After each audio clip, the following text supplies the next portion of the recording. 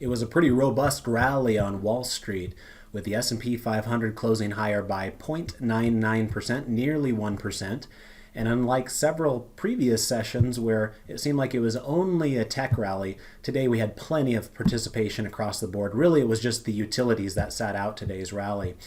We did have continuing strength out of those leaders like NVIDIA and some of the areas like communications and discretionary. So we'll review all of that, see what it means for our postures in tonight's video. We'll take a look at some of the macro considerations. We had some wonkiness out of a dollar ETF here today as well that we'll evaluate. And then we'll get into our trade application example, where I wanted to focus on a healthcare name that's starting to get a little bit of a bounce, but seems to be set in kind of a sideways pattern. So I thought it might be nice for an iron condor. So with that, let's go ahead and get started. Welcome to the Market Outlook video presented by MarketScholars.com. I'm your host, Brandon Van Zee. It's June 1st, 2023. First of all, if you're new, welcome aboard. Remember to go over to YouTube, click subscribe on our channel, then go down below into the description area. Make sure you're signed up for our email distribution list so that way you can be notified whenever we post these videos. In addition to that, we also will show you at the bottom of those emails which stocks are giving you overbought and oversold cluster signals within the S&P 500. In addition to that, we're heavy users of Twitter, and if you're not doing so already, I would encourage you to follow me. My handle is @BrandonVanZ. We really appreciate those of you that click like and retweet on these Market Outlook related posts. And then last but not least, we do have a presence on Facebook. Feel free to check out our group at that web address you see in the logo in front of you. All right, let's go ahead and jump into today's trade activity. So let's get our S&P 500 heat map pulled up here and see what we can discover about today. First of all, today was a fairly impressive day with the market up basically 1%. It was, I think, 0.99% when it was all said and done, but effectively a 1% up day, which is a strong day for the S&P 500. Keep in mind that you can get too strong as well. One thing that I just shared on Twitter here a moment ago, in fact, let me swing over there to show you real quick so you can see it easier, is that while we do still have one more day left to confirm it, so remember today's Thursday and this won't be official until tomorrow afternoon on Friday, but as of right now, we do have an overbought cluster signal on the S&P 500. Of course, we had one over here as well. Looks like that would have been at the end of April, and you did have 2 weeks in a row of selling after that. Obviously, that did not lead to a nasty sell-off. It just kind of provided an opportunity for a bounce even higher in the last 3 weeks. Nonetheless, there was a cooling off period after that one, so at least there's some evidence that things could be tapering off just a little bit here more recently. Now, I also identified on this chart that we had two oversold cluster signals in the past as well. Remember, this is a one-year weekly candle chart, by the way. So I changed it from the daily candles to the weekly candles. So you're looking at 52 candles here over the last 52 weeks. And we did have two of those candles with oversold cluster signals, and those are those green dots down below. And remember, they correspond with the green dots that show up in the market forecast indicator down below as well, telling us that all three of those colored lines were in the low reversal zones at the end of those weeks. And so those actually worked out really nicely. Had you done some sort of a counter trend type of a trade and bought the market when it was looking terrible right here, you caught a really solid bounce, from wherever that was, June until basically mid-August. That was pretty much a consistent one-way move higher. Obviously, we did end up topping out there in the middle of August, went down again to have this other oversold cluster signal, and that also produced a very nice counter trend move after that. So my own personal interest is definitely much more so on the oversold side of the equation. Many of you know I kind of incorporate that mindset into what I do as a dividend growth investor, where we're kind of looking for oversold conditions in addition to having attractive dividend yields and valuations and different things like that. So admittedly, I'm more of a believer in the green oversold clusters than I am an enthusiastic supporter of the red overbought clusters. Nonetheless, I feel like it's my duty to at least share that with you, and I'm sure David would probably end up telling you about that tomorrow in his presentation if it does end up being that way as well. And by the way, a big thank you to David. I think he covered for me the other day. Some of you that either follow me on Twitter or are our clients that are following me on our Telegram app know that I have had one heck of a week. Quite the saga of broken down car. I need a new engine. I was a state away from where I live, 6 hours away. Having to get my family transported back and forth, and it's just been a chaotic week here for me. So my apologies for missing you guys on Tuesday when I normally would have been doing the video. I had every intention to. I just simply was not in the state. And of course, some of you have learned the bad news that it's going to not only cost an arm and a leg to get it fixed, but they're not even going to get started on it for a month and a half. So I'm going to have to kind of retrain myself here, apparently, on getting around my parts of the world and probably using Uber a little bit more than I normally would. So anyway, it was a heck of a week, and I appreciate your guys' patience with me as I was dealing with my own stresses and difficulties there, and was not able to be with you on Tuesday like I normally would. But the big thanks to David for covering for me and kind of making things go smoothly here in general at Market Scholars in my absence. So wanted to share that with you.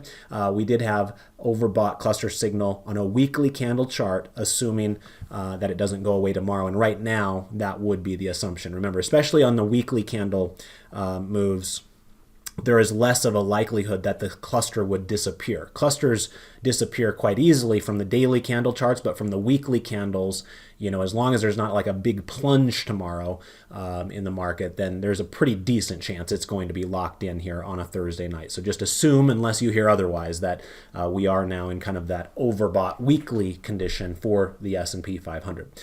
Anyway, let me get back on track with my normal routine here. Sorry to go off course there, but wanted to share that with you since it just caught my eye as well. Anyway, with the market up about 0.99% today, no surprise that it was a nice green day for the market. We did have that one peculiar day where the market was up like 0.8% and a very small fraction of companies were up. It was mostly the mega caps there a week or two ago, but this was not one of those days. Today was a nice, healthy breadth day. It was not just a day that was carried solely by the mega cap techs. It's not that they were hurting the market by any means. You can see once again, NVIDIA was the belle of the ball as it was up 5%. And you did see some supporting participation there from Meta, up about 3%. Microsoft was up 1.28%, and then Apple was up 1.6%. So it's not like the mega caps hurt you. It just wasn't solely their doing as far as why the market was up here today. But that AI theme continues to work. We've been talking about it constantly, and our portfolio for the top-down trend trading portfolio is very well positioned for a continued push into AI. Microsoft, Apple, and then Synopsys are coffee can positions for us, and NVIDIA is almost there. At its height here, as I was checking in on things from my phone, stranded a state away, I did notice that we, at its height, I think it got up to like $419. Our position was up about 96% at that point. So if we can just kind of push it up there towards a double, we can make another coffee can position out of our NVIDIA play there. Speaking of coffee can positions, another one is Lululemon, and Lulu is having a heck of an afternoon. Let me come on over here to the other part of the platform and show you here real quick. Here's Lululemon, and they reported their earnings here after hours, and they closed the normal session today at $328. They're currently trading at $371 after hours. It's a massive move. It's like, I don't know, 12, 15%, something along those lines. And this happens to be another one of those coffee can stocks we have in that trend trading account. So somewhat strangely, the trend trading account has been holding up really, really nicely for us here more recently. and last year it was the worst. So it just goes to show you things do ebb and flow, and sometimes it's darkest right before the dawn, so to speak. And so that seems to be the case with trend trading last year, doing very, very poorly, but this year, holding up very nicely, outperforming other types of strategies that were out there. So good to see Lulu stretching it back to the upside. So congrats to those of you who might be shareholders of that one. There were a couple of other stocks reporting earnings after hours tonight, by the way. PagerDuty is getting hammered to the downside. It is 27.75 is where it closed, and right now it's trading below 24. So that one is hurting. Obviously, it's not nearly as big of a company as Lululemon or Nvidia or those types of companies. So it's not going to have a big impact on the market. Nonetheless, it is a mover after hours tonight. Another one that is more important and is being caught up in this kind of AI theme here more recently is Broadcom. This is ticker symbol AVGO. Remember, that's from their old Avago days, or Abgo. I can't remember. I think it's Avago. But anyway, it's kind of a roll-up company with Hock Tan. He's buying up all kinds of different tech companies out there, whether it's software-oriented or semiconductor-oriented. It's a little bit of a hodgepodge of a company. A lot of times when you have a company that's highly acquisitive, they kind of stick to their knitting within their own industry. But this is almost like a mutual fund of technology companies that this company has become over the years. It's one that we have owned a number of times in my dividend growth investing classes in the past, and it's been one that has been positively benefited from all this hype around AI here recently. You can see that here recently it hit a high of $921, and that happened kind of a week or so ago whenever all that craziness was happening with Nvidia to the upside. But it has now given back a fairly decent chunk of it, and now it's trading at about 805 after hours, which interestingly enough, when this first was released, the stock was down. So even when I came here right now, while I'm on the spot here recording with you, I assumed I was going to talk about how it was down because it was. It was down as low as $761, but you can see that it has rebounded, and now it's actually trading a little bit higher than where it closed. So it had a tough session. It was one of the rare tech stocks that was down today, so that's probably part of the story. Nonetheless, a very strong semiconductor performer there as well that is still much, much closer to 52-week highs than the 52-week lows. So that one will probably be a busy one tomorrow morning as well.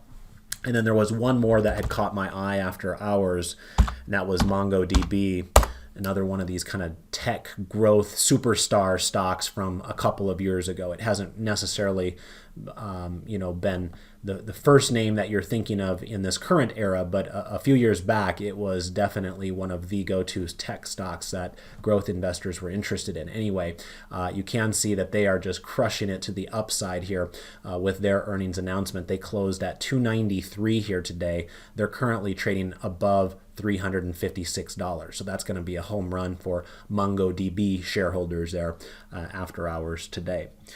Back on over here now to the heat map. You can see that Salesforce.com also had a challenging day. They reported their earnings after hours yesterday, and they were down about 5%. So they were one of the worst performers in the market today. Advanced Auto Parts was down, and I think that stock was down a whole bunch yesterday as well. So another walloping there for an auto parts company. We do have Goldman Sachs that was down 2.3%. So that's a pretty big name that many of you are familiar with. It struggled here today. These two caught my eye as well. In fact, some of you saw me tweeting about Amgen. Amgen hit a 4% dividend yield for the first time in its history here today. But both Amgen and AbbVie were down here today, both well-known, well-regarded dividend growth stocks, but I think they were down probably for the same reason as Humira has some generic competition coming out elsewhere. And Humira is the patented drug from AbbVie, which was at one time the world's best-selling pharmaceutical. And then Amgen was making a biosimilar to compete with it, but there may be even a cheaper alternative out there. And I think maybe Mark Cuban was tweeting about it today. So anyway, both of those two kind of got caught up in, healthcare-specific related news here, so which is why both of them struggled here today. But it didn't seem to kind of seep over to, other areas like medical devices or even health insurers, which we'll actually be talking about a little bit later on in the video here tonight. United Health was up about 1.3% today. So anyway, it seemed like a lot of the losing stocks today were more of just kind of one-off, specific news story types of events. It wasn't much in the way of patterns.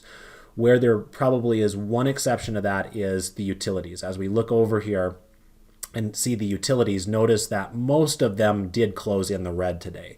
So it wasn't nearly as hit and miss. Even the staples were kind of like, 50-50 in terms of whether they were up or down. But the utilities were very consistently red today. So if there was a pattern, I would say that was it. Now do keep in mind, here we are now 2.5 months later, and Thinkorswim still has not updated their sectors and industries appropriately here. And so the reason I'm bringing that up right now in this part of the conversation is, remember, real estate is MIA. You can't see it on here. There's like one real estate stock, CBRE, which is like a real estate management company, not a REIT, that would be displayed, but all of the REITs are missing from this heat map for some reason. So the reason I bring that up is oftentimes utilities and REITs do travel together. I don't know if that was the case today. I guess I could check here while we're having the conversation. Let's just pull up XLRE to kind of get a feel of it. And it looks like they would have held up just fine, because XLRE, which is the ETF that tracks the S&P 500 REITs on a market cap weighted basis, was basically flat today. So that's not that bad of a performance. Whereas if we look at XLU, clearly a down day for the utilities. They were down 0.74%, which is actually a pretty big day for them, especially considering the market itself was up 1% today. So it seems like today's losers very obviously were those utility stocks. Let's go ahead and take a look here at some of the market breadth numbers now. And as mentioned before, it was a pretty strong day across the board. It was not just a day where only the generals were leading the way. All of the army members were following suit for the most part. Today we had 366 stocks in the S&P 500 closing higher. That was good for about 73% of the market. So good, strong breadth today to help support the price action, and that will maybe help quiet some people who are still quite suspicious of this rally. And I would count myself as part of them, and that might be simply because we're all subject to what we see with our own eyes. And as a dividend growth investor, I can tell you this has not been an easy time. It's a little bit frustrating from that regard. Now, obviously, things do change and things come and go, and we have to remember that last year, dividend investing vastly outperformed the rest of the market. This year, it is the opposite. But it's been interesting, to say the least, when I've been pulling up my accounts and seeing so many of my stocks lower on days when the market's up. And it's like, what is going on here? So anyway, we don't want to take anything for granted these days when it comes to breadth. And so today we're happy to report that, yes, it was a good day across the board. Even the dividend stocks, for the most part, were doing well today, with the exception of utilities. But a lot of the staples and healthcare companies and things like that seem to be doing a little bit better than they had more recently. So that's perhaps a good sign that we're kind of spreading the love out a little bit more than just the mega cap techs that have been stealing the thunder here recently.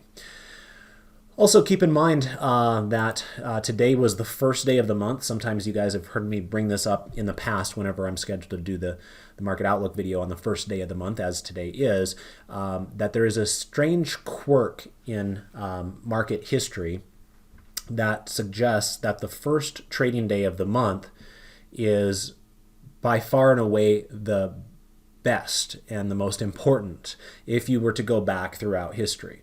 Now, obviously, that does not mean you're going to bet the farm on the next first day of the month on, July 1st or whenever that may be, right? Sometimes it's the second or third, depending on weekends and holidays and things. But anyway, there's some interesting statistics out there regarding the first trading day of the month. If you're interested in learning more, you can always pick up a copy of the Stock Traders Almanac. I usually keep a copy of that on my desk each year so I can go through some of those stats on my own as well. But with today being a big day and the first trading day of the month, it's a good time to at least mention that because sometimes you might be literally 50-50 on the fence on the last day of the previous month, and you're thinking to yourself, well, I don't really know. Should I be bullish or should I be bearish going into tomorrow? Well, history would suggest more times than not you will be better off being bullish through the first trading day of the month, and today would not have let you down in that regard with a nice 1% move to the upside. Notice that not only was the S&P 500 up 0.99%, but it did touch a new multi-month high here along the way as well. We didn't close at the high of the session, but close enough. But you can see that the high label is above today's candle now. However, be aware that if you went further back in time, so we go back on a one-year chart, you can see that we're still not at yearly highs on the S&P 500 yet. That occurred right back here in the middle of August of last year. So, fairly soon. We're in the summer already. It's kind of hard to believe, but my kid's done with school this week, and I'm sure a lot of your guys' kids are going to be done with school, and then chaos ensues around the house for the summers, right? Or to the beaches or wherever you guys may be hanging out, grandma's house or what have you. But anyway, kids are about out of school for the summer and enjoying, some sunshine and vacations and all that kind of stuff. Before you know it, it's going to be the middle of August, right? Things get pretty busy there. So we'll be anniversarying that 1 year high on the S&P 500 here within a couple of months as well. Not only that, but of course we're in an uptrend as we speak. Yes, it has been narrow and carried mostly by NVIDIA and a handful of others. Nonetheless, this is what the chart looks like, and obviously we're a lot closer to breaking to new multi-year highs than we are to be breaking to multi-year lows. And so, that is definitely in the favorable category there for the bulls. Anyway, let me go back over here to our 3-month view. And not only did we hit a multi-month high on an intraday basis, but we would have achieved that on a closing price basis here today as well, because on this candle and this candle, it was a little bit lower than where we closed here today. So those are bullish things, right? That's what you want to see. There's a lot of things that you can poke holes in terms of this rally. But there are also plenty of things that you can fill up the other side of the conversation with the bullish features. So right now, the trend is your friend, and price is telling you that the S&P 500 is going higher. Now, if your portfolio doesn't look like the S&P 500, you may be having a different experience, and that is certainly the case with me. I don't think I have nearly as much tech exposure as the average person, and therefore I'm having a harder time keeping up with things. But things will change in that regard as well. So for those of you that are index fund investors or tech-heavy investors focusing on what's outperforming on a relative basis right now, all of you are doing pretty well for yourself because of that tech exposure, and your prospects are fairly bright here with the markets in a decided uptrend where we have price above a rising 30-day moving average, and we have a strongly bullish intermediate posture. Notice that the green line is back in the upper reversal zone once again. It's just that you also want to remember that things can get overheated, and as I mentioned there before, we do have an overbought weekly cluster that we have to at least think about here moving forward after tomorrow. In terms of the Dow Jones Industrial Average, you'll notice that it was up today as well, but not as much as the S&P 500. In fact, the Dow was today's laggard. That often happens whenever we have a big day, either up or down. The Dow, because it's filled with big blue chip companies, usually doesn't have as exaggerated of movements, but this is kind of a peculiar moment in time as well, where the Dow has been a true laggard here in recent weeks. And so sometimes you might wonder, well, if it's underperformed badly to the downside, then it might be gearing up for bigger snapback bounces to the upside. And that's just simply what we didn't see here today at all, right? We're still seeing that this is a market that's kind of shying away from the old school, slow growth, blue chip types of companies. Did they participate? Yes, but are they participating at the same rate as the mega cap tech? The answer to that is still no. And remember, the Dow does have some technology exposure to it, but oddly enough, one of the tech stocks it owns is Salesforce.com.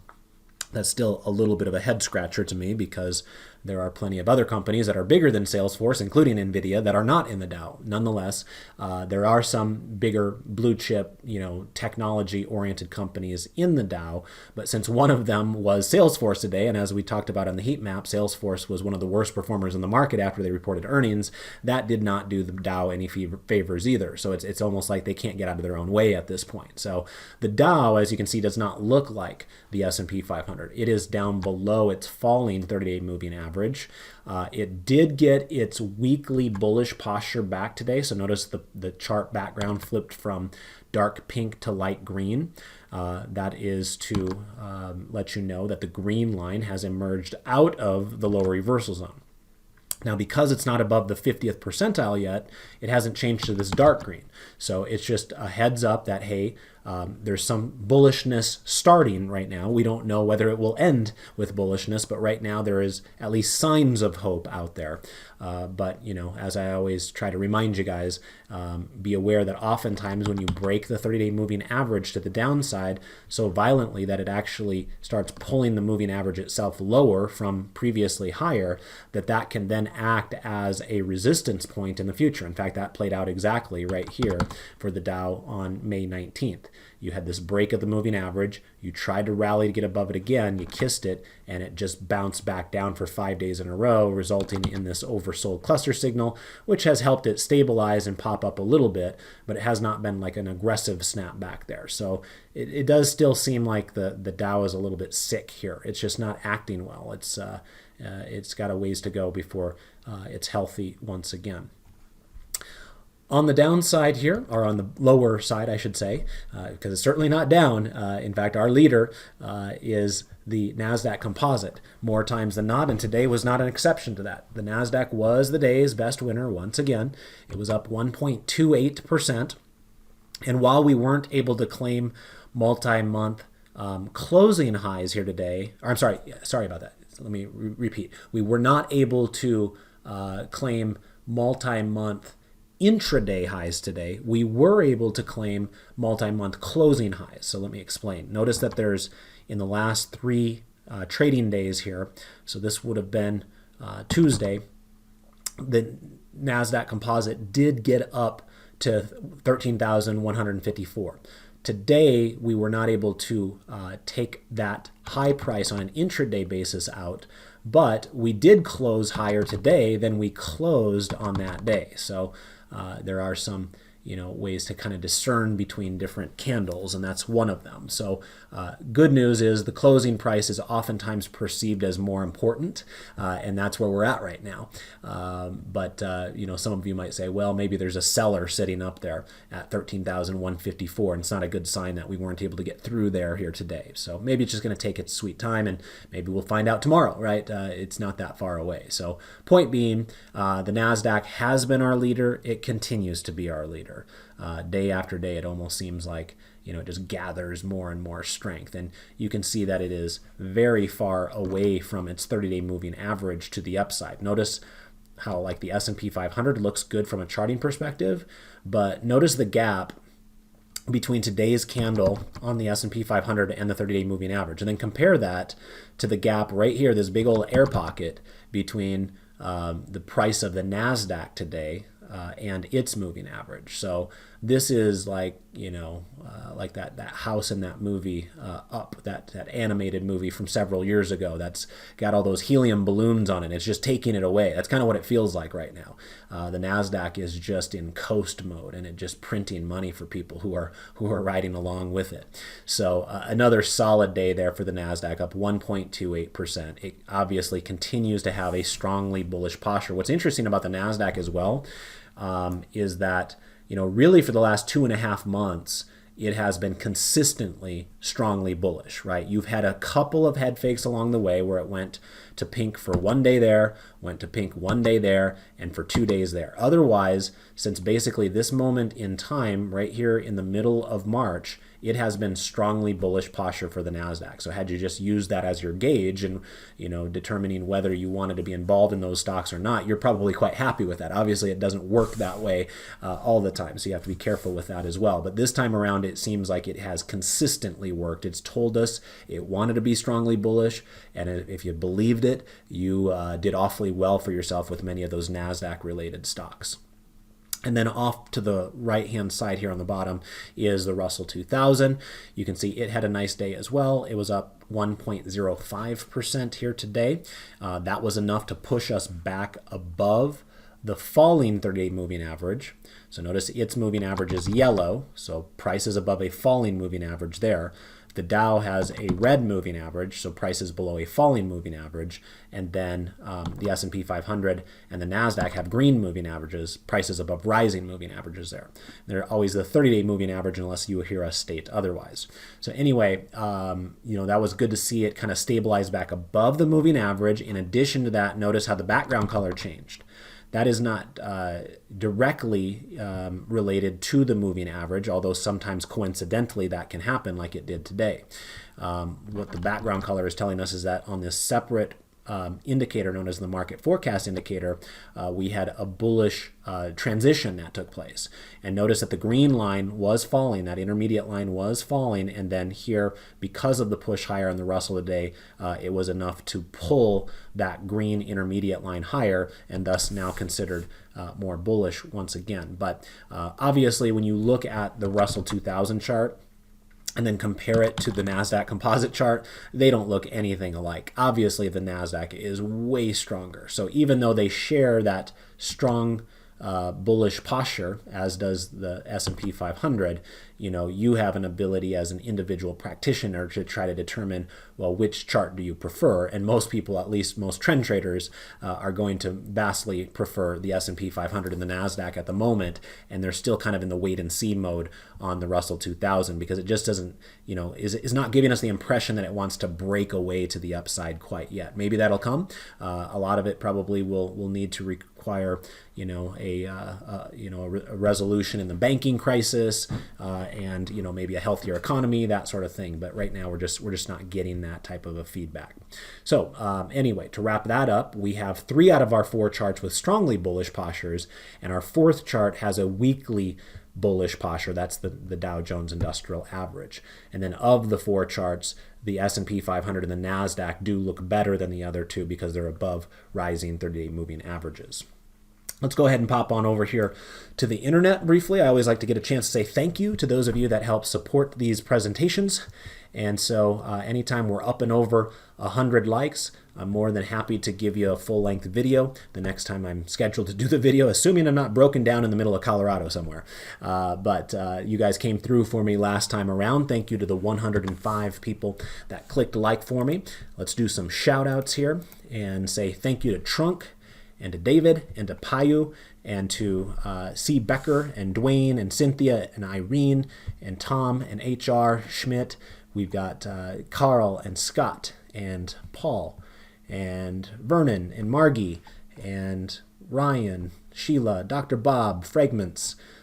We've got Maria, we've got Kenneth, and H. Patel, Craig, T.S. Walden, Ken, and Austin, and Robert, and Greg, and William, and Terry, Jim, and John, and Dave, and Adam, and Steve. The list goes on and on and on. Can't get to all of you, but I do like to say thank you to each and every one of you that take that 5 seconds out of your day to help support David and I in this presentation. Remember, you can get it absolutely for free on YouTube, and many of you ask us, how can we, support you the best that we can. We always say, hey, interacting with us on social media is probably the best way to get that done. So thank you for those of you that help us along with that. All right, let's also have a little chat here about the sector selector. And by the way, I did teach a class today. It was a pre-recorded class. It was not the Q&A class like normal on Thursday. Instead, I did a dividend growth investing class. And so for those of you that are premium members of Market Scholars, if you're looking for some additional content from me, I did mention that on Telegram, so most of you are aware of it already. But in case you're not on Telegram and didn't hear, just thought I would mention that. So if you're looking to listen to my dividend growth investing class for today, just go over to the trading rooms area of our website and then go to Tuesday on the calendar when we normally would have taught the DGI class. So it's kind of confusing because I recorded it a few days later, but I wanted to post it on the calendar where most people would be looking for it. Since we usually teach the DGI class on Tuesday, that's where it is. So just look on May 30th and then you can hear my analysis here today in the healthcare sector. And then David taught his ETFs class like he normally does today as well. Anyway, let's talk about the sector selector here. Since I wasn't with you on Tuesday, we didn't get a chance to review that, so let's do it now. Remember, this will be updated once again tomorrow night, so we're a little bit stale at this point. Nonetheless, usually gives us a feel as far as what sectors are kind of in favor and out of favor and so on and so forth. So up here at the top, we do have information technology. No surprise there at all. In fact, I would be shocked beyond belief if it is not number one once again tomorrow when I redo the numbers for the next week's rankings. So it should not be a surprise at this point. I think it's AI every time you try to turn on CNBC or Bloomberg or Fox Business. That's all everybody seems to be talking about these days, and for good reason for the most part. When you see the type of move that we saw a week ago out of NVIDIA that just blew the cover off the ball, that tends to get everybody quite excited about things. And so once again, technology is leading the way to the upside. There was an important mover directly below number one, though.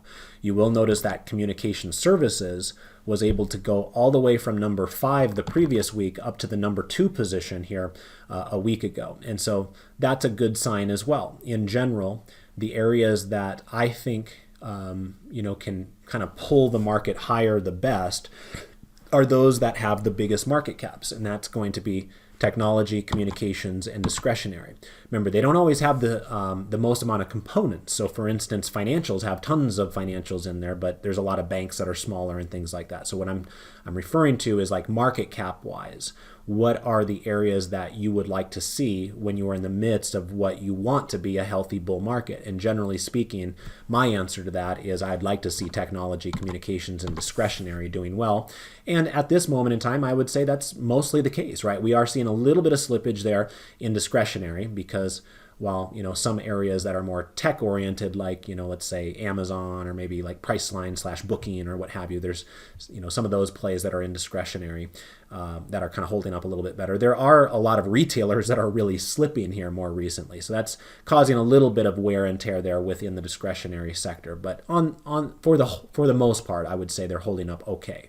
You did see a little bit of a pop higher there out of the industrials. That's probably a good sign as well. Remember, industrials are very cyclical. They usually require a strong economy in order to do well, and so that's a positive sign for the market, all else being equal.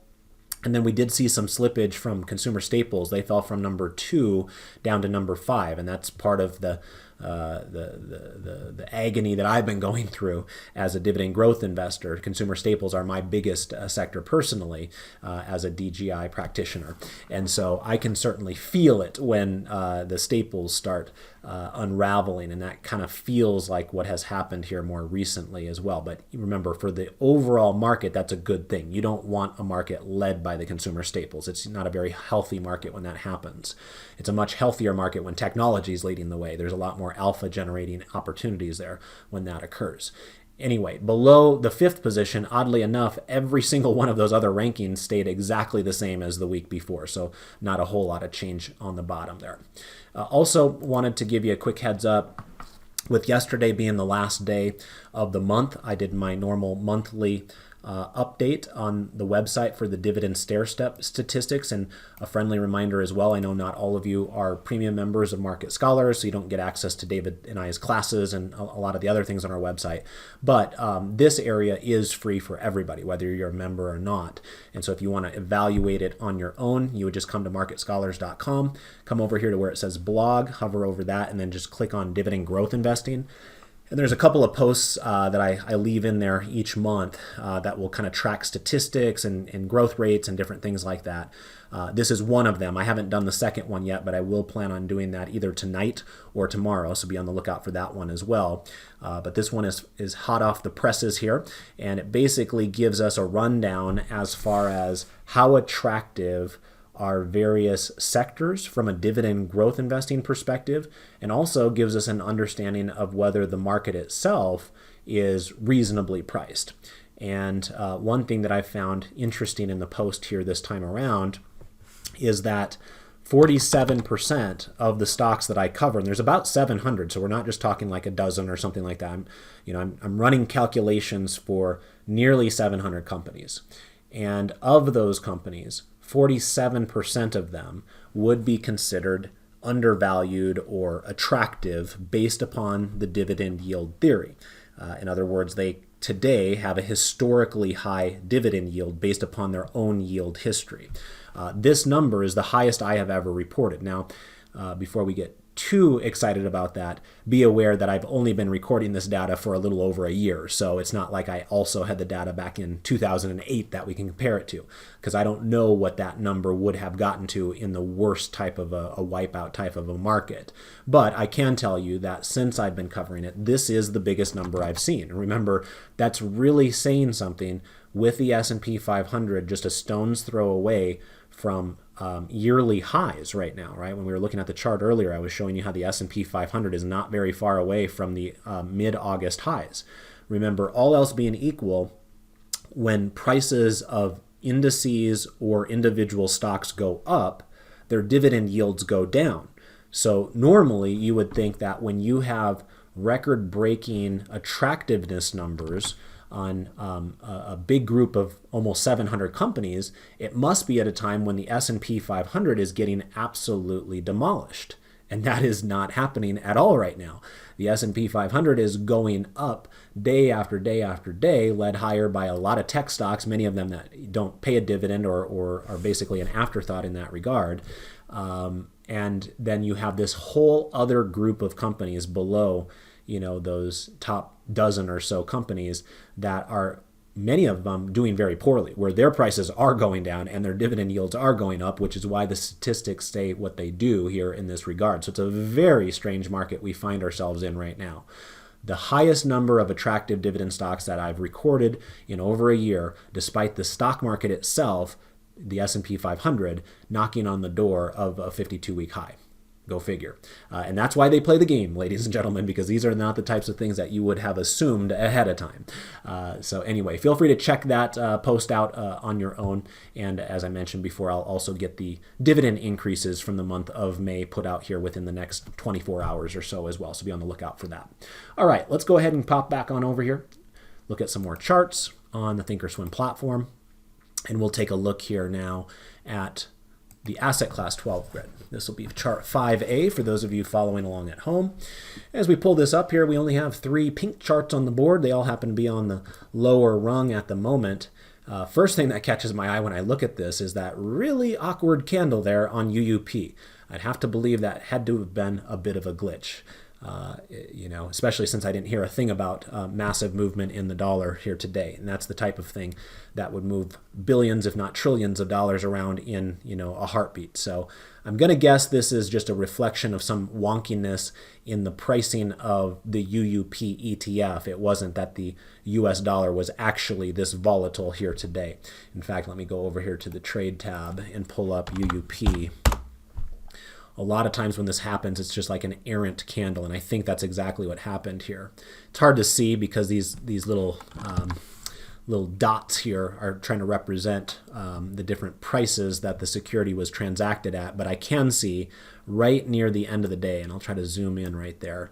Notice that there's this really weird candle. It did come with a lot of volume, so I don't know if it was like a misprint per se, or whether something actually weird happened where, a bunch of sell stops all went off at the same time and had a domino effect for just like, a second or two, and then it immediately went back up. I don't know.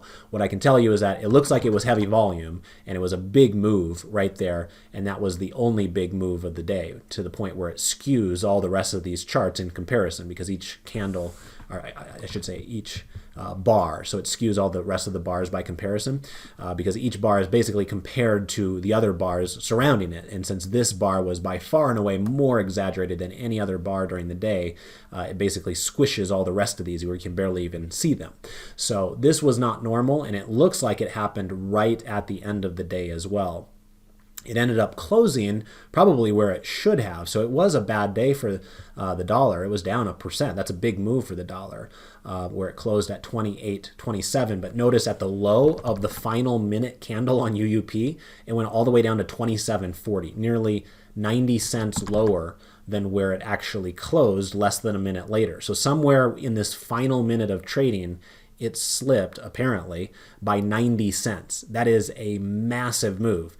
Again, a 1% move on UUP is usually a pretty big deal. In this regard, it amounts to 34 cents. So it closed 34 cents lower than where it closed yesterday. That's a 1% move. I just got done saying it moved 90 cents in a minute. So 3 times as much as a 1% move. So that's basically like a 3 or 4% move out of the US dollar in 1 minute right there. Again, this is not the currency pairs themselves. This is, a basket of securities, first of all, versus the dollar. So it's not just the dollar versus the euro, it's the euro, the yen, and a handful of other things.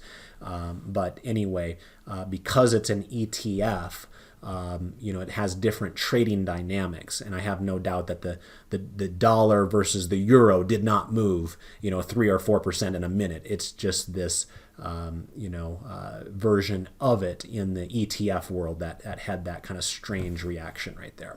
So anyway, that's what catches my eye, because that is not normal at all when you see this really wild candle right here on a one-day basis.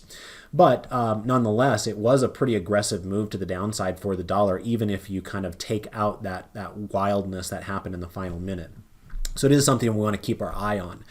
Notice the dollar does still have a strongly bullish posture, and it's still well above its rising moving average, even though it breached it violently in that final minute, but it closed way back above it. So anyway, it's going to take a little bit of work to get back down there, but maybe something will come out. I haven't heard it. Maybe some of you know already as well, but I didn't hear necessarily why the dollar would have moved like that. So at this point, I'm going to assume that it was just a weird glitch that happened to the ETF itself. But because it is rounding a corner, we want to be respectful towards the idea that, hey, maybe it is time for the dollar to cool off. Maybe not violently like this, but maybe, start meandering lower in, the foreseeable future, just like it was meandering higher here more recently. Remember, when the dollar weakens, you tend to have more strength out of certain other asset classes out there. Commodities are one of those, and you can see that gold was up nicely today. It was up 0.79%, and you also had oil up nicely, up 3.17%. So both of those commodities went up on a day when the US dollar went down. We also saw that the foreign stocks outperformed the US stocks today. Look at EFA up here, which tracks foreign developed stocks. They were up 1.49%. The emerging markets were up 1.78%. So both of those easily outperformed the S&P 500. Now, the trend of the S&P 500 still looks better than the foreign markets, but on a one-day basis, I think the foreign markets really got a boost from a falling dollar here. Both of them are still in a little bit of a precarious place, because notice we have red 30-day moving averages, meaning that price is below their falling moving averages. However, EEM had such a robust day to the upside that you're basically sitting just on the underside of it. So if you had another day of a 2% move tomorrow, that's going to provide a lot of clearance, and you could maybe actually start working on a legitimate trend reversal here. But, we'll see if that is in store for us or not. What I can tell you is at the moment we have weekly bullish postures on both of those foreign indices. Not strongly, weekly, telling us that, there's some green shoots out there, and there's the potential of a turnaround to the upside. But we need to kind of, gather additional evidence before we get too hog wild with that notion. In terms of the Treasury yield, You'll notice that Treasury yield was down today and it closed at 3.60%. Notice that after having this really good push to the upside, we've now had 4 days in a row to the downside. We've kind of given back about half of that big bullish move that we had. Now we're kind of in that middle of the range of the last couple of weeks. But we do remain above the rising 30-day moving average, which is green at the moment. However, we now have a weekly bearish intermediate posture. That's what that light pink background color is telling us there.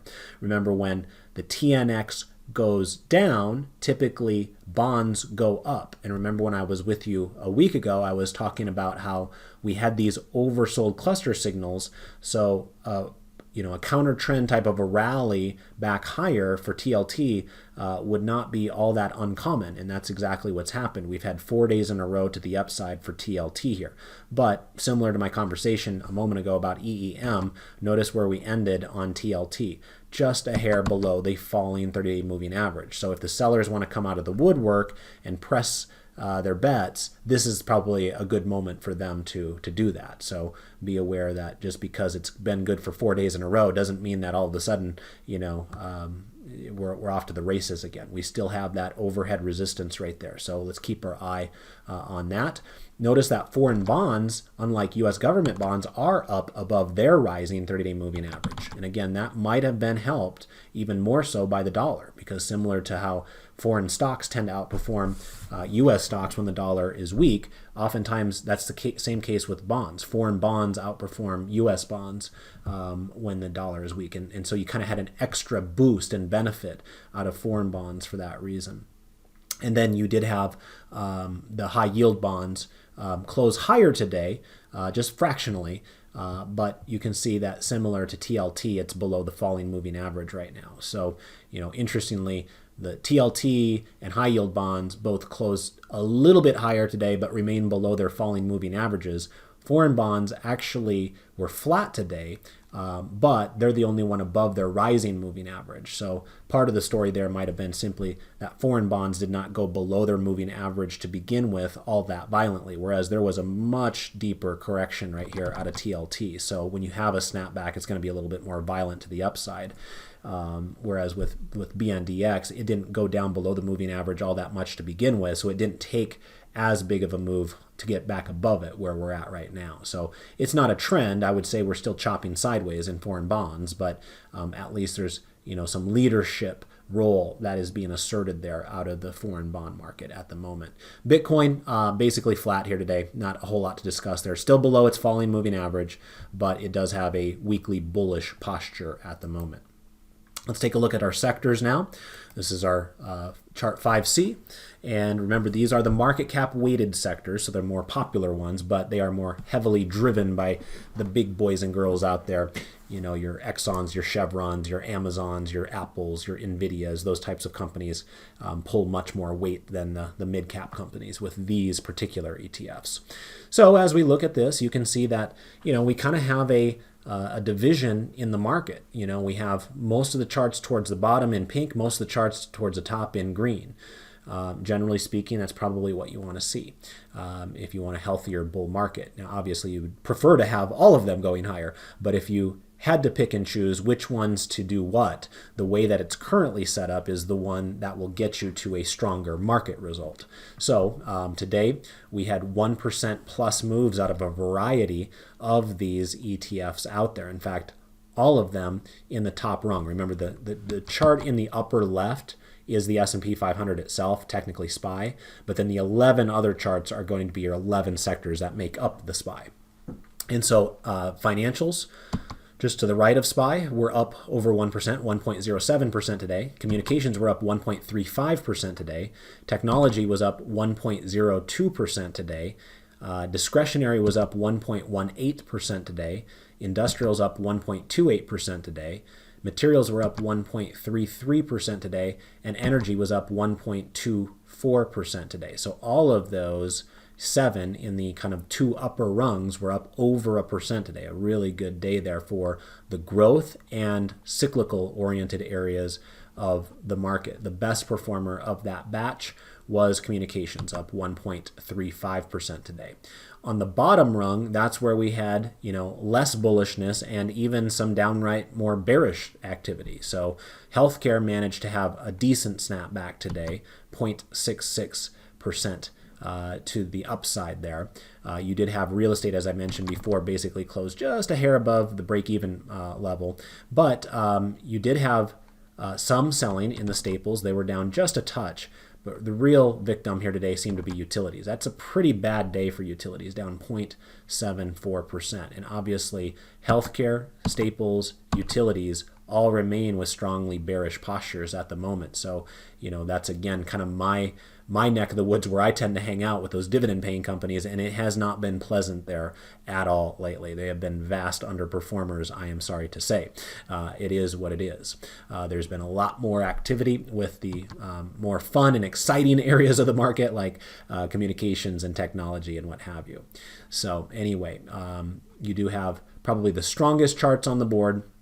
Still technology, communications, discretionary. Notice how all three of those have dark green background colors, and all three of them have green moving averages. They are the only three on this group that can make that claim, other than the S&P 500 itself. And again, because technology, communications, and discretionary are the biggest from a market cap weighted perspective, even if you only have 3 out of 11 doing the work, that still is enough to make the overall market look like it's very healthy right now. So it's a peculiar circumstance. Many of these other sectors are kind of afterthought types of sectors, right? The utilities don't really mean a hill of beans to the performance of the S&P 500 when it comes down to it. So if they're just toppling and falling day after day after day, it really does not have to impact the S&P 500 itself. So utilities, worst performer today. Communications, best performer here today. In general, a very bullish day from a breadth perspective across the board. Let's get into our trade application example now. And I'm going to focus on the healthcare area, kind of let the cat out of the bag earlier when I was talking about health insurers and United Healthcare. So again, here's the healthcare ETF down below here, which the insurers are part of. And notice we have a little bit of a hold pattern that we're dealing with right now. In other words, close above the high of the low day, which is happening right after some oversold cluster signals. And we did not yet breach this low that healthcare had back here in March. Whereas with like the utilities, you're kind of down there in that breach zone a little bit more. So it seems like the healthcare, while they've certainly been selling off lately, they've held up maybe a little bit better than some of the other defensive areas. So I thought maybe we'd play it more neutrally today now that it looks like we're getting a bounce and it's not just day after day after day of selling like we had been seeing in recent weeks. So let's pull up chart 3A and pull up United Healthcare's chart, which is ticker symbol UNH. Remember, this is one of the most important healthcare companies in the United States these days from a market cap perspective. You can see 2 black lines on the chart that I've drawn. Those represent my break evens in this trade. What I opted to do was an iron condor. I think it was a July 530 call that I sold, 540 call that I bought. And then on the downside, it was the 450 put that I sold, and then the 440 that I bought. Now, some of you are probably newer to options trading, which is certainly understandable. So it's a little bit harder to kind of grasp what it is that we're doing with an iron condor, which it is a little bit more complicated because it has 4 different legs that are involved. So there's a little bit more movement there. And of course, options are priced differently than stocks to begin with because you have to incorporate things like volatility and time. So without a doubt, this is not dipping your toes into the easy end of the pool. Nonetheless, it's not particularly complicated at the same time. Effectively, if you want to boil it down to its essence, what this is a way for us to try to take advantage of a stock that seemingly is going nowhere. I know that probably sounds weird because when you first start trading, you're thinking, well, I want to make a bunch of money by buying a stock that goes up a lot or make a bunch of money by selling a stock that goes down a lot. Well, you can make money by having a stock do absolutely nothing as well. And that's what an iron condor can do for you if you're a seller of that iron condor. And so I typically sell the 20 deltas or thereabouts. And we usually end up having about a 30% return on risk. I think in this case it was about a 32% return on risk. But effectively, we generate a credit up front for our willingness to let the sold strikes be the drivers of the trade. And our job then is to keep as much of that credit as possible. Now, where things can go wrong is if you had anticipated that a stock would be sideways and instead it does blast off to the upside, or it does just completely collapse to the downside. So you can definitely lose money on these trades, but the good news is you have defined risk with them. So as long as you're position sizing correctly, one bad trade or two bad trades or what have you is not going to destroy your whole portfolio. And you have a lot more flexibility here. These are generally speaking higher probability trades because you have such a wide amount of room for this stock to wiggle up and down without you getting into trouble. So for me, you can see that with these break evens, when you're factoring in the credit that I received, it would push my upside break even above the 3-month high. So you can see this high tag over here at 530.45. My break even is at 532. And then on the downside, same thing. My break even is down here at 447, and the lowest price it traded in the last 3 months was 457. And so, if you make the assumption that between now and the middle of July, there's not going to be a breakout to multi-month highs or a breakdown to multi-month lows out of this stock, then this could be a trade that could end up making you money. Obviously, it's not for everyone, not all of my trades have been working particularly well lately either. So I will say that. Sometimes I've said in the past where it feels like I'm hitting it clean and most of my trades are working, but this is kind of the opposite. I would say that it feels more recently like most of my trades have not been working the way that I've wanted to. So be careful with that as well. Obviously, these are just paper trades and they're ideas out there. You do not have to take any or all of them. You can pick and choose which, if any, you want to go with. But this is one that kind of caught my eye from more of a neutral perspective here today, where it's trading in the middle of the range. I like the strikes. I like the percentage, and I'm willing to take that trade here in this case. Okay, so that's what I had for you. Hope you enjoyed the presentation. It's good to be back in the flow again, as opposed to stuck on the side of the road or living out of a backpack in a hotel like I have been for much of the last week. So again, thanks for your patience around that as well. And hopefully next week will be a much more consistent routine for me. But I will plan on being back with you on Tuesday in this presentation for free once again. Whether that's a 15-minute video or an hour-long video, I'll let you guys decide. If you want the hour-long version, click like, and as long as we're up and over 100 likes on Twitter, I'll be happy to do that for you. If you prefer the shorter 15-minute version, then don't click like. And if we're under 100 likes, then I'll just keep it short and sweet with no trade application example, just focusing on the 4 indices instead. So I'll let you guys decide there. Whatever it is that you do decide, I appreciate you checking out tonight's video. I hope you all have a fantastic weekend, and I'll look forward to seeing you all next week. Take care, everybody. Bye-bye.